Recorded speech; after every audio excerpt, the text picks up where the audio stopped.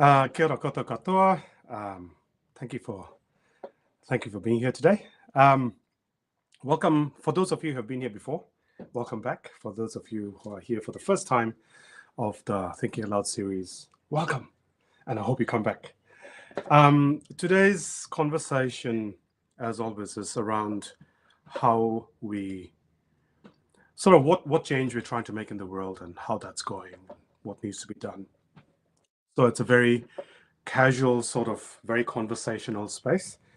And today's conversation with Saskia Verraes. And Saskia describes herself as a radical collaborator, which seems that's the best description of her that I know. And it seems like I can't quite keep track of all the things that's just part of.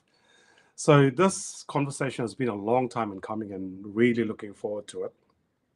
Just before I bring Saskia on, though, I'd also love to move these live conversations to the Reflexive LinkedIn page, just because it kind of separates slightly from what I personally do versus what Reflexive as an organization does. So if you could like the page, I'd love you for it. I need to get to about 150 people on the page before I can actually start live streaming from the page. So if you haven't liked the Reflexive page yet, please do. Okay, that stuff aside now, I'm going to bring Saskia on and ask her to introduce herself. There she is. Kia ora, Saskia. Welcome. Kia ora. Ngā mihi Baruch. It's lovely to be here.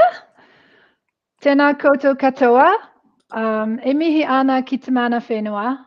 I whānau mai aho I Horana. Ko kai Pātiki taku ka inga I Naiane. Hei tau iwi aho, ko Saskia Verraes taku ingoa. Nō reira, tēnā koutou katoa. It's so nice to be here. And as I said, Baruch and I both live in Kaipatiki in Beach Haven, yes, which is one of the things we have in common.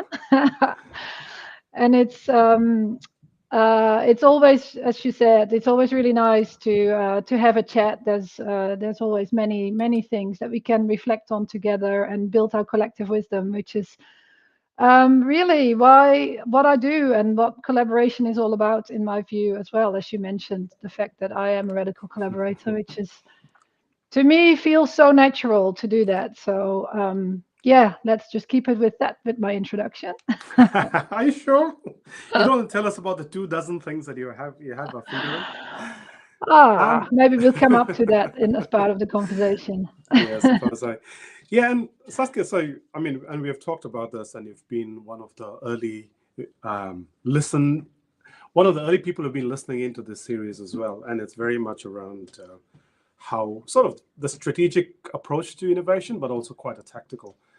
So, what is it that you are trying to change in the world as a radical collaborator? What are you trying to shift in the world?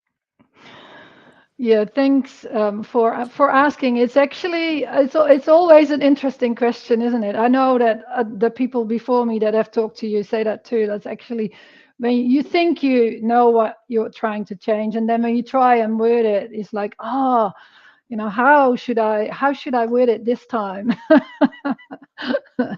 But I am definitely with everything that I do and everything that I get involved in. To me, it is about enabling people and organizations to make more conscious and more well-rounded decisions, really, in total, to give people more awareness about the impacts that their decisions or their organization's decisions are actually causing, whether that's positive or negative or direct or indirect.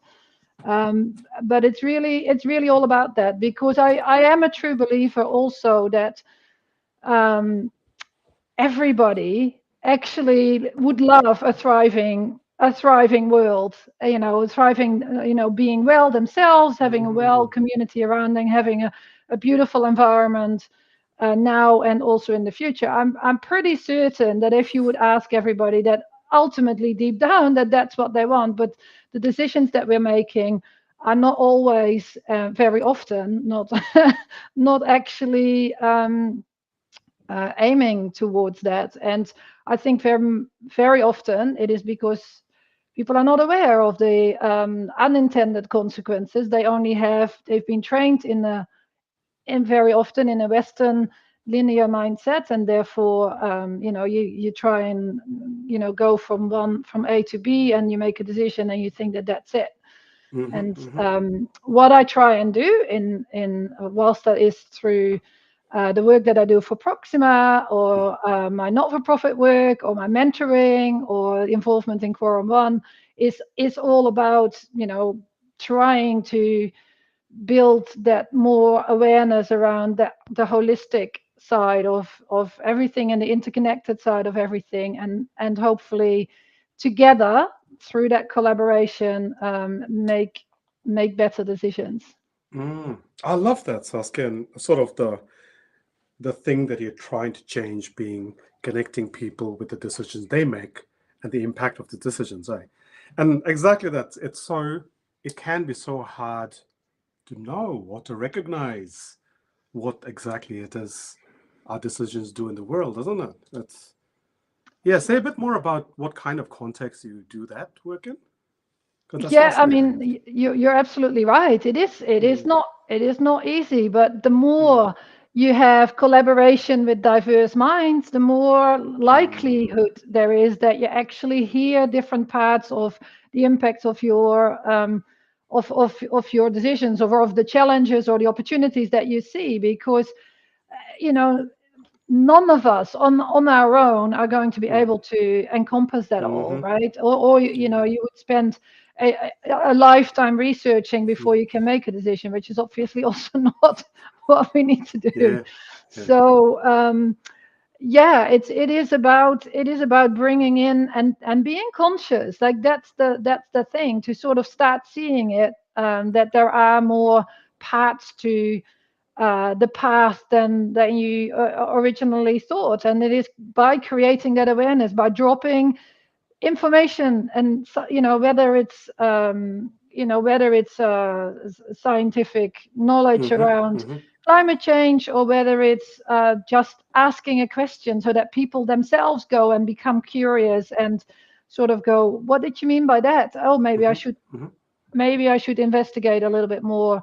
And these can be very, very small things that happen. Through some of the lectures that I run sometimes, just mentioning to people that, emails, just using emails have a footprint as well. For instance, if you just talk about that sort of stuff, that people go, oh my God, I'd never thought about that. But from that moment onwards, people will think about it, whether, hopefully start being more conscious about them thinking, I will send a reply to every email that I get. You don't necessarily have to do that, right? So, or using different tools that have a lower footprint, or that sort of thing as part of it. Can I dig into that email one? Tell us a bit more about that. What's this part? I haven't heard very much about this. Yes, digital. I mean, the use of technology obviously is not without without any further effects either, right? Like, years ago, we, as part of sustainability movement, everybody was going, oh, we're going paperless to digital, and the whole world will be fine. But obviously, we know that that's not necessarily the case. So. Every email that you send also uses power, or the devices that you use also have a footprint. So and there are some stats out there that that sort of say, like, the average use of email on a yearly basis, this is like some global stat from a year ago, is roughly equivalent to driving an average fossil fuel car 320 kilometers a year, sort of thing. Rough. Right. So wow. there is a footprint. And most people think about leaving the car nowadays for a day and go walking. Most people don't think about maybe deleting emails is actually a good thing, not just for your own mind, but also for saving some energy. Oh, wow. Thank you. And you also mentioned, what do you say? You mentioned alternatives to email that might have a slightly lesser footprint. Without promoting any particular product. Yeah. Obviously, if you use chat platforms, that delete the chat straight away, then you don't use storage, which obviously already has, Right. Yep. a better impact. And you can think about, checking in with the providers to see where their data centers are, for instance, and how they are set up and what they are doing in regards to their their activities as part of that. But that's obviously, I mean, this is a very narrow view of this was just an example that I Yeah. was using. There's Example. Yeah. obviously that is not the only thing to think about, but what No, I'm trying to sort of illustrate is that now you've heard this. Next time you write an email, that's it right. will probably sit in the back of your mind to sort of go, That's ooh, right. Yeah. yeah. Yeah. This is really, really interesting, Saskia. And when you're talking about this kind of thing, helping people look at the decisions and the impact of the decisions, what gets in the way of that? Is it primarily an informational challenge? Is that what it is, or is there more to it? What gets in the way of making that change? I think we get in our way generally. I think a lot of it is to do with the way that we've been getting used to the system that we operate, the way that we have been educated in a Western educational way. Definitely, when I say we, I am mostly talking about Western we. And because that is the environment that I came out of and have been educated in, and most of the organizations that I deal with and people that I try and build capability for are also from that sort of that mindset that we have been taught through Western management schools, say, that it's a linear world. We have to go from A to B. We only have to focus on finance. Climate change is the only thing we need to focus on. Biodiversity, nature is not part of it. We are separate from it. All that sort of that mindset, and obviously also the mindset of the opposite of what I'd like to talk about is the opposite is abundance, and people are Yes. Yes. grown up as in it's all finite, and we have to compete with each other, rather than thinking actually there is so much stuff that needs to be done in the world. There is so much great opportunities out there. There is a place for all of us, and like I started saying, not none of us in an individual way is going to be able to do it. Let's do this together. And rather than thinking we need to compete, we should start thinking like, what are the things we have in common and how can we help each other? And there will be more than enough space for all of us to thrive.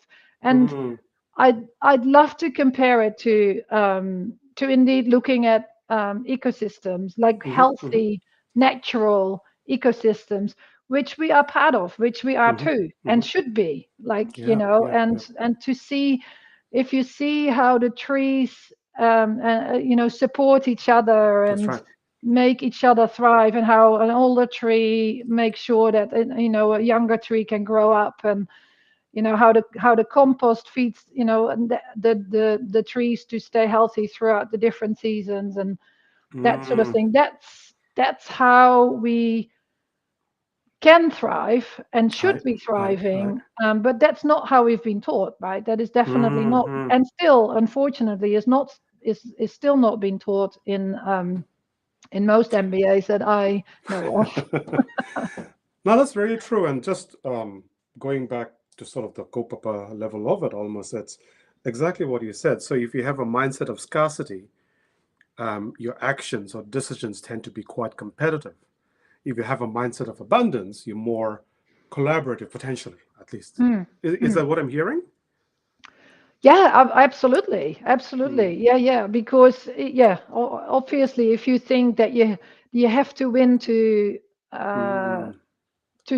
survive, or to stick to Yep. your goals that you've set for yourself, Mm. whether they're realistic or not. You're going Mm. to try and push others out. But for us all to thrive, that's the other thing to, as part of that too, is that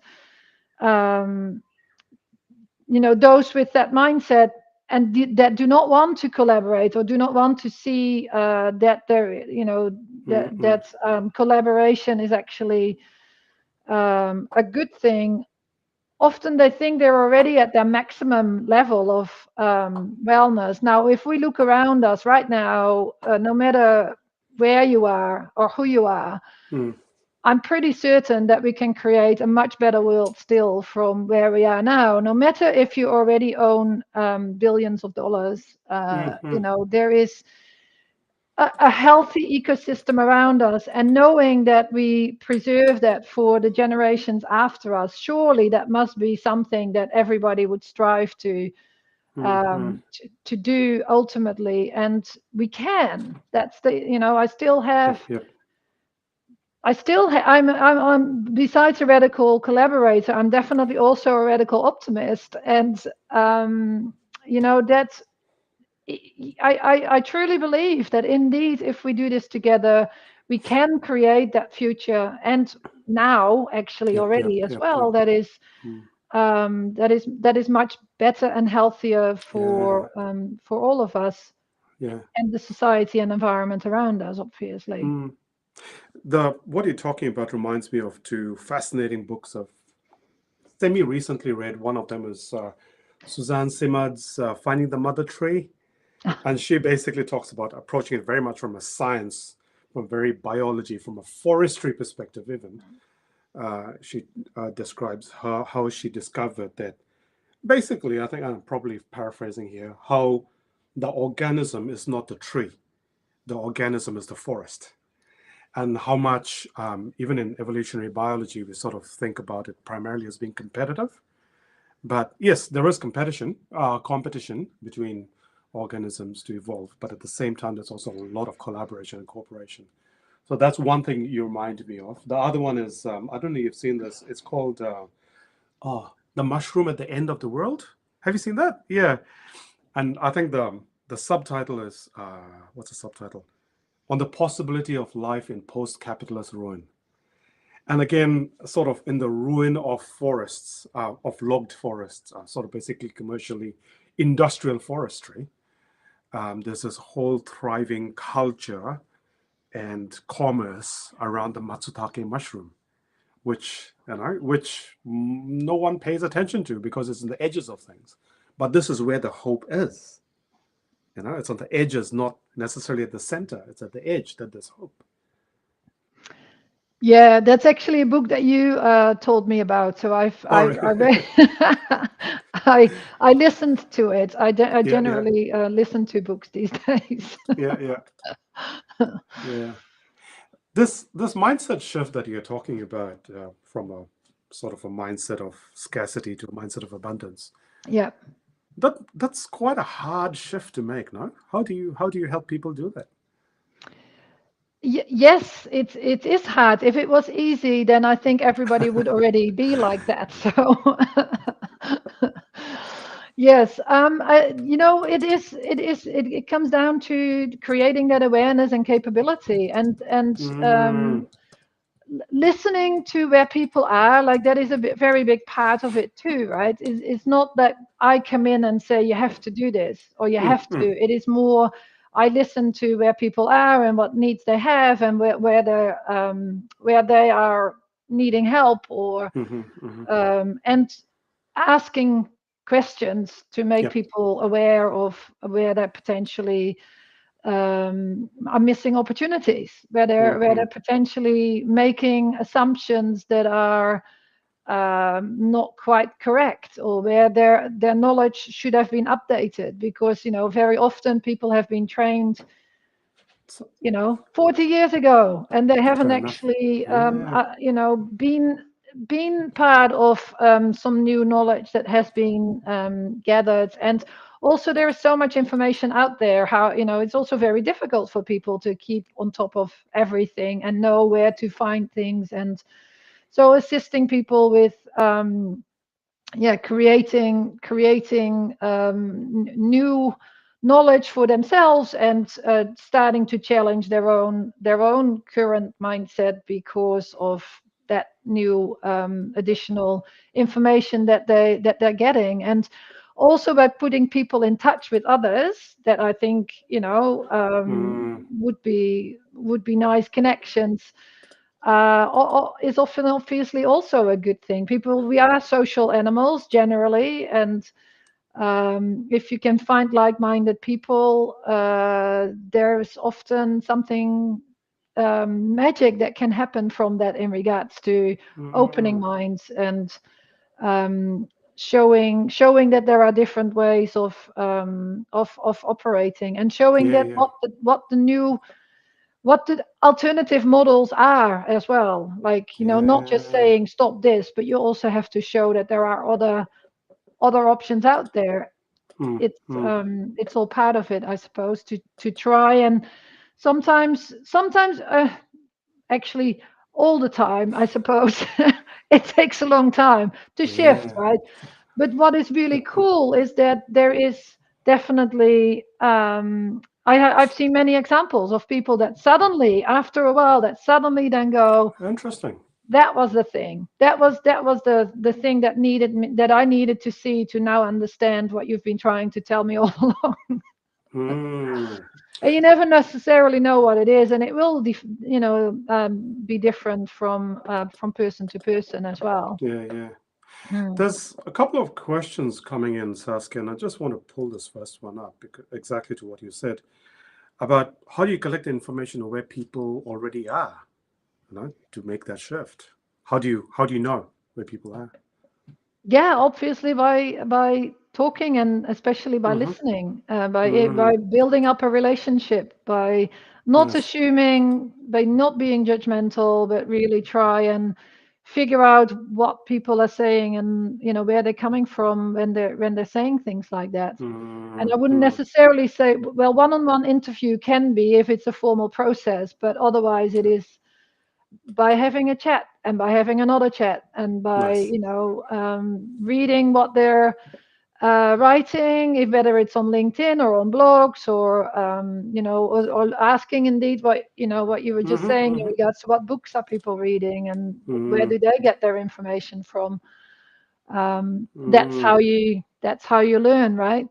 Yeah, there's quite a lot of that listening, isn't there? Sort of, and you just said, what are people writing? What are they saying on LinkedIn? What are they, how do you listen to what people are saying? Yeah, that's a really interesting point. There's, what about the I'll just bring up this question. Think of the context in New Zealand. What are some opportunities for us to create more collaborative environments? What did you say? That's an interesting question. There are some good movements, I think, happening in regards to collaboration, and I definitely think there is more that can be done. Depending on what you're talking about. Obviously, we also still have the system that we're currently stuck in from a legal perspective. If you talk about commercial operations, for instance, in regards to commercial law, and where they can and can't collaborate. But at the same time, I would also encourage all those organizations, if they see opportunities, that they should try and push the boundaries of and with the legal profession as part of it too. But if we're talking about, for instance, our for-purpose sector, or not-for-profit sector, as it might be called as well, I think we have in New Zealand one of the largest numbers of not-for-profit organizations per capita in the world, which to me already says, why is there not more collaboration? I think we have a very much a DIY attitude. Like, I can do it myself. I'll start doing it myself, which is really cool from an innovation perspective. That can be really cool. But on the other hand, together we are much stronger. So Mm. I would say look at purpose, as in if you can find people with a shared purpose, with a shared value, try and collaborate first. Have that as an initial goal, and then people go, oh yeah, but I don't want to work for somebody. I want my own Mm-hmm, mm-hmm, business or whatever it is. But mm-hmm. together, there is so many not-for-profit organizations, and are competing for the same funding, for instance. Yes, If we yeah. could find ways of being more collaborative and finding new models of operating and sharing, then I think we could create so much more change, and all the Mm. changes that everybody wants to do as part of it, and much more by Yep, yep. being by being smarter and more conscious about the decisions we make around that. Yeah. No, that's really cool. And that again literally speaks that literally speaks to what you were saying earlier about uh, the scarcity mindset versus abundance mindset again. So collaboration comes from an abundance mindset. So maybe the fact that there's so much DIY speaks again to the mindset. It's like, oh, maybe we should be collaborating a bit more.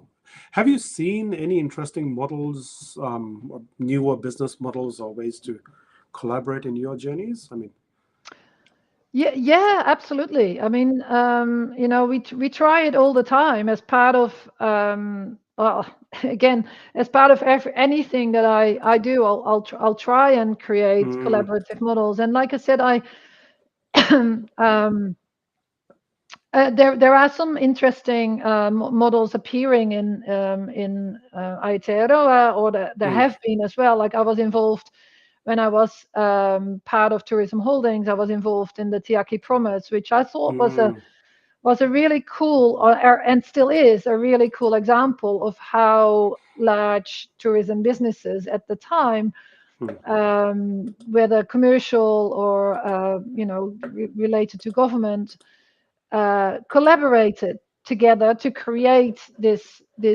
new sort of way of talking about responsible tourism. And mm. things like that are happening around, currently with scenarios building for the climate Yes. related disclosures, where industry, um, organizations that would normally be seen as competitors are actually working Mm-hmm, together to do this. And as part of my not-for-profit work and CrowdDoing, we've done the same. We created a collaborative which we call Doppelgangers United. So doppelgangers, as in double mm-hmm, mm-hmm. gangers, people that we thought were doing very, very similar things, and we invited Interesting. them to be part of that, to talk to each other and see how we could help each other. And sometimes that created a little bit of anxiety to start with, but when you then start talking, people were like, wow, this is so cool. You can learn from each other, and we can all do Mm. better. Surprise. No, that's really cool. Saskia, this has been and on that note of what we can do together, I think looking at time, probably time to start closing. I've really enjoyed this conversation. If people would like to get in touch or collaborate, what's the best way to get in touch with you? Is it LinkedIn? Is that Yeah, LinkedIn is fantastic. okay? Yeah, that definitely works for me, and I'd love Mm, to always talk to people. Reach out to me. We can have a coffee, whether virtual or real. And yeah, I always love hanging out with like-minded people and see if we can find ways of collaborating. nice. I'll Yeah. always find time for that. Okay. Yeah, I will. I'll post a link to your LinkedIn just in the chat so people can Thanks. directly find you. This has been a really great chat, Saskia, and I know we're going to continue our chats. So really looking forward to that. Just as we're leaving, any last tips or any last comments you'd like to make to folks, particularly around collaboration or changing mindsets or anything you'd like? I would say for anybody, do always consider collaboration, always be curious, always be kind, and also be bold with those steps. Collaboration can feel a little bit scary sometimes, maybe, to actually jump into that and trust others that they will not, that they will not take advantage of you, or that sort of thing. I would say 99% of the time it will be a good experience, and it's worthwhile exploring for the acceleration of change that we actually need. So yeah. Oh, awesome. Thank you, Saskia. I've really enjoyed the conversation. Thanks for your time, your energy, and thank you for being a radical collaborator. Thanks, Baruch. Lovely to be here. We'll see you around the neighborhood. Ka kite koutou. This is part of sort of roughly every 2 weeks. We took a break last week because of Matariki, but roughly every 2 weeks, Friday lunchtime. So if there's other people who might be interested in this, do let them know. Also, love it if you were to follow the Reflexive page on LinkedIn, just so I can start moving this onto that. But otherwise, have a really good weekend, everyone.